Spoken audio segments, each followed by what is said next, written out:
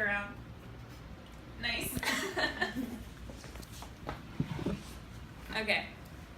I once read a quote that said, "Family isn't defined only by last names or by blood, but it's defined by commitment and by love."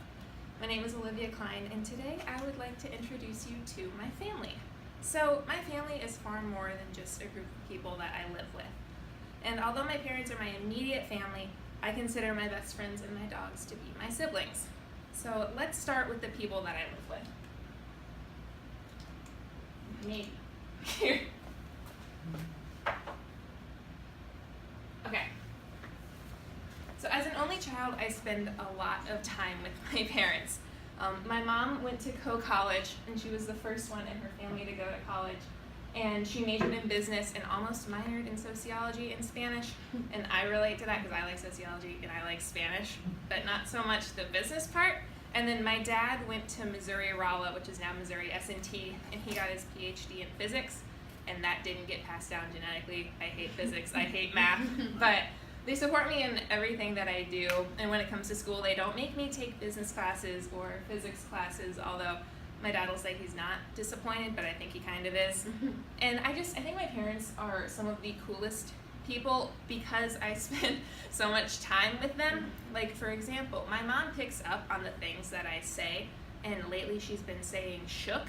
And it's kind of cringy, but we spend so much time, so she'll say, "Oh, Liv, like, I'm so shook," when she's surprised or anything. And I think it's funny just because I'm always with them, and so they pick up on it.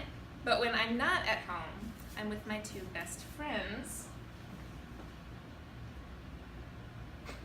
And so my best friends are basically my sisters because we spend so much time together. When we went to Hawaii for my 18th birthday, Laura came along, and it's just, everybody asked, "Oh, are you two related?" And it's like, no, but everybody thought that we were. And so, yeah, Laura is really outgoing, and sometimes she'll get us into some sticky situations, but it's always funny. And our other friend, Jill, she's quiet, reserved, and she gets us out of those situations.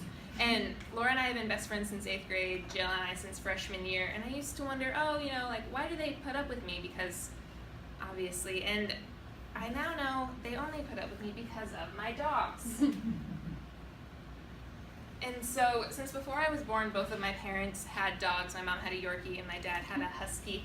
And my first word was Milkbone because I love them so much and I love to give them to our dogs. And so, when I was 4, after both of my parents' dogs passed away, we got a little Sheltie Shih Tzu Poodle mix, and we named her Rosie. And we had her for 14 years, and she just was the sweetest dog. But she passed away in December, just before Christmas, and that was really rough. And Rome, the black one, he's a Lab Terrier mix that we adopted when I was in 5th grade. We got him on Valentine's Day, and that's why we named him Romeo. Because people will look at me when I say, "Oh, I have a dog named Romeo," and they're like, "Oh, nice." And so we got him on Valentine's Day, and they don't think it's that weird then.